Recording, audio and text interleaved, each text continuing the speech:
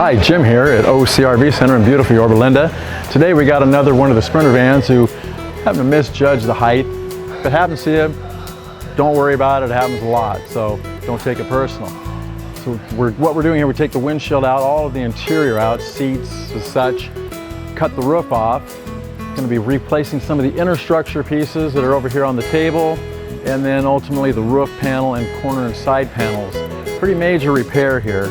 So there again, if you happen to misjudge the height on your Sprinter van, don't worry about it. We can make it like it never happened. So give us a call here at OCRV for all your Sprinter needs.